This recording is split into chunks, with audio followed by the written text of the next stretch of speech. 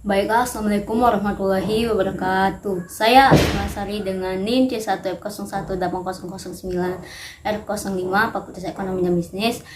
Di sini saya akan menjelaskan mata kuliah akuntansi syariah dengan materi akad murabaha dengan dosen pengampu Bapak Wirmi Eka Putra SEMSI. Pertama yaitu adalah pengertian murabaha. Murabaha adalah transaksi penjualan barang dengan menyatakan harga perolehan dan keuntungan margin yang disepakati oleh penjual dan pembeli.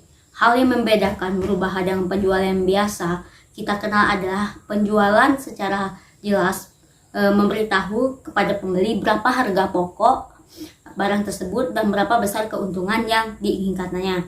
Pembeli dan penjual dapat melakukan tawar-menawar atas kebesaran margin keuntungan sehingga akhirnya diperoleh kesepakatan. Jenis akad murabaha. Jenis akad murabaha itu terdiri dari dua. Yang pertama itu adalah murabaha dalam pesanan. Menurut keterangannya itu penyusunannya itu yang pertama yaitu adalah melakukan akad murabaha. Selanjutnya penjual memesan dan membeli pada supplier atau produsen. Barang diserahkan dari produsen. Selanjutnya barang diserahkan kepada pembeli dan pembayaran dilakukan oleh pembeli. Yang kedua itu adalah murabaha tanpa pesanan. Yang pertama itu adalah melakukan akad murabaha, selanjutnya barang diserahkan kepada pembeli, dan yang terakhir ada pembayaran dilakukan oleh pembeli. Landasan hukumnya itu banyak, ada Al-Baqarah, Al-Maidah.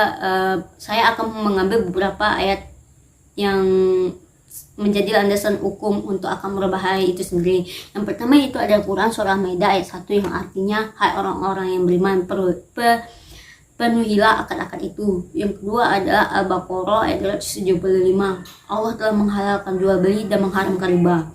Hadis riwayat Abu Hurairah, Allah mengasihi orang yang memberikan kemudahan bila ia menjual dan membeli serta di dalam menagih haknya. Untuk ijma itu sendiri, transaksi ini sudah dipraktikkan di berbagai kurun dan tempat tanpa ada yang mengingkarinya. Ini berarti para ulama menyetujuinya. Untuk kaidah fikih yang membedakannya adalah pada dasarnya semua bentuk muamalah boleh dilakukan kecuali ada dalil yang mengharamkannya. Untuk fatwa Dewan Syariah Nasional Majelis Ulama Indonesia nomor 4 DSN MUI 4 tahun 2000 tentang murabaha.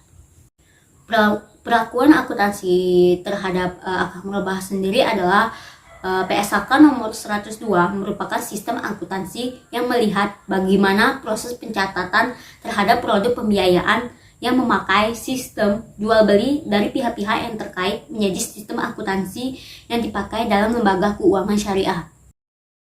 Contoh ilustrasinya adalah misalkan tuan Malik berencana membeli mobil Avanza sebesar 230 juta.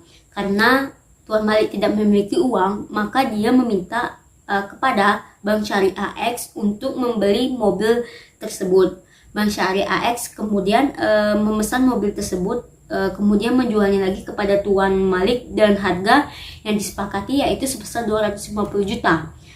Jadi 230 juta dengan harga perolehan dengan 20 juta margin keuntungan yang didapatkan oleh pihak Bank Syariah X tersebut. Pembayaran dilakukan secara angsuran setiap bulan selama jangka waktu dengan waktu 12 bulan. Baiklah, itulah sekian presentasi dari saya. Mohon maaf apabila ada kata-kata yang kurang dimengerti. Semoga ini menjadi ilmu, menambah wawasan yang menontonnya. Saya akhiri, wabillahi taufiq hidayah. Wassalamualaikum warahmatullahi wabarakatuh.